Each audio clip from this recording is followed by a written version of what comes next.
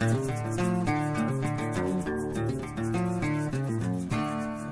folks, and welcome to another knife review today.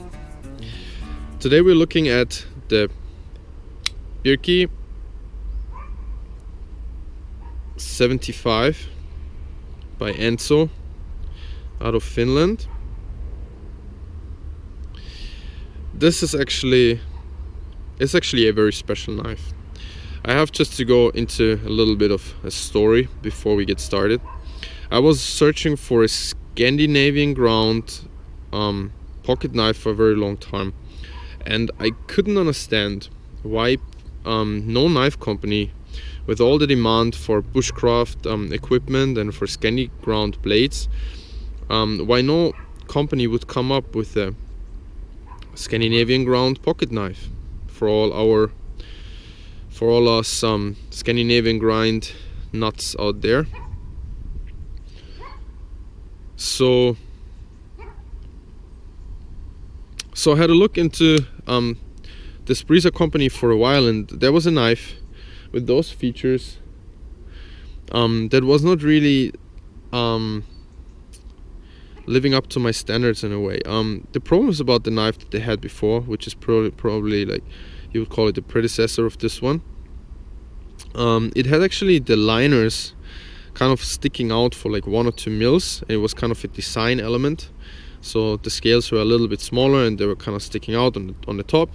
The pocket clip was somewhere in the middle located, really weirdly.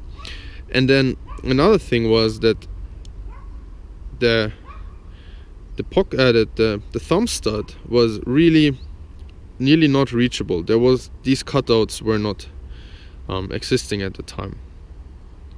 So yeah, that was the main reasons I couldn't get it, because I knew I would hold it in my hand, those liners would dig into my hand here. I wouldn't be able to get to the thumb stud, and the pocket clip was really weird.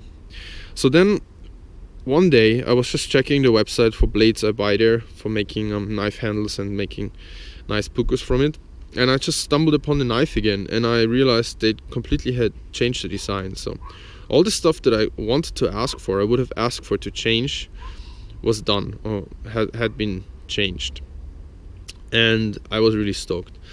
So this knife was available in 02 steel and D2. I have 01, sorry, and D2. I have no idea why I got the D2 actually, but I did, and yeah, what can I say? It was my first carbon fiber handle knife. They also have it in a G10 version, or micarta I think, that has actually rounded edges. And now that I have this one, I probably should have got the round one. But at the time I was just so stoked about solid carbon fiber scales, actually very thick ones. Yeah, well, experience. So I got the knife, and right out of the box I was actually pretty much amazed. This is like I think it's a 3 mil plus, or like nearly 4 mil thick stock, and it is perfectly centered in this handle, because there's no space for the flaw. I mean, left and right, there's not even a millimeter of space for it to go left and right. The thumb studs are really, really nice now. I mention it because it's really an important detail about this knife. They did the cutouts. It is left and right-handed as far as the cutouts for the thumb stud, and funny enough, they actually have the logo and everything on the right side of the blade, not on the side you're facing when you open it. As I said, it's carbon fiber, and I put all the specs of thickness, length and blade length into the description box. I added a lanyard. What else can I say? There's sweet standoffs here in the back. The knife has a perfect detent, and it's smooth like butter. And I think they actually run on bronze washers, and the lockup of the knife and the detent are just magical. I mean, I don't have any custom knives, but I have handled a lot of different folding knives in my life, and it's just sweet. The back is the spine is 90 degrees, so it would be fine for a ferro rod.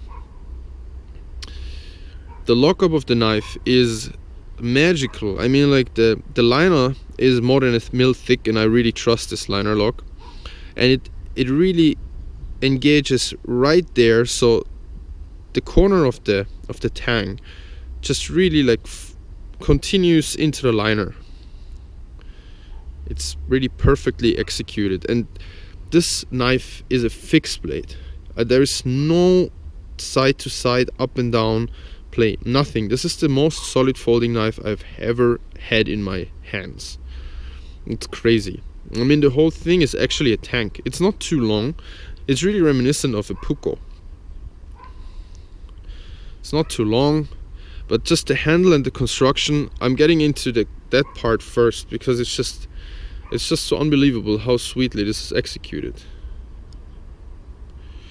The pocket clip is not reversible or like interchangeable somehow, but it's right-handed tip up carry, so that's what I prefer anyways, and it's super deep pocket clip.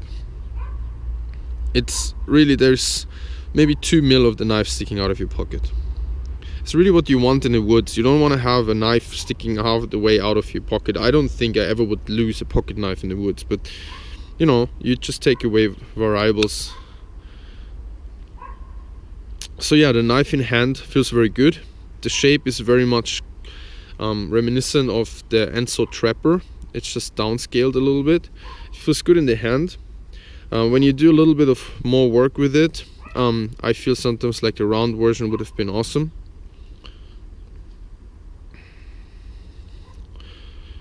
Or like the rounded off micarta G10 scales. I don't exactly remember what it was. So the blade shape is very typical Scandinavian. So we have actually a slight drop point with a completely continuous curve.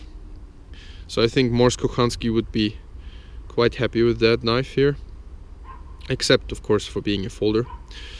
But the Scandi grind is quite steep actually, because it is a very thick knife, and I put it on the water stones and I stropped it, so it has a slight micro convex bevel, because it's a D2 steel knife, and D2 is just a little bit more brittle, but you can see it's very, very nicely polished and sharpened, and it is very sharp. And the knife, the blade shape is just so classic. It's like a custom folder, and again, I don't own any custom folders, but I mean, this knife really flies open, a little bit of pressure, and it's probably also my quickest knife.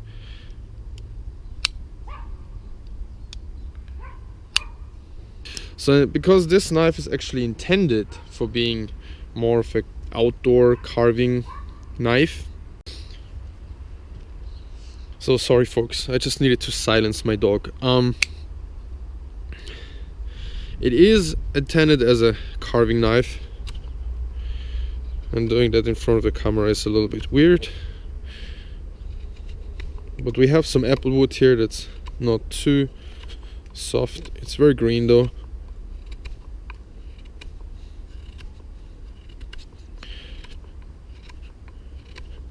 Like this in the hammer grip. I can't do any other grips literally here at the moment because of how the tripod is positioned.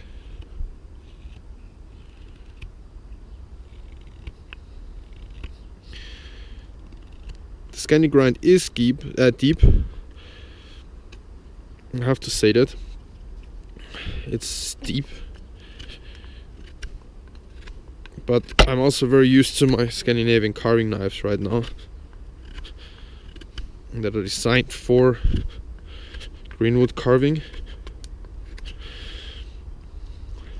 But it is really, really biting into the wood.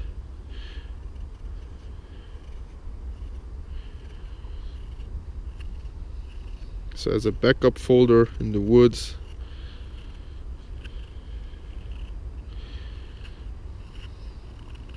and for finer carving stuff, a little bit of whittling, preparing some feather sticks, or so the knife would definitely do the job. I'm running out of battery here, guys. Thank you for watching.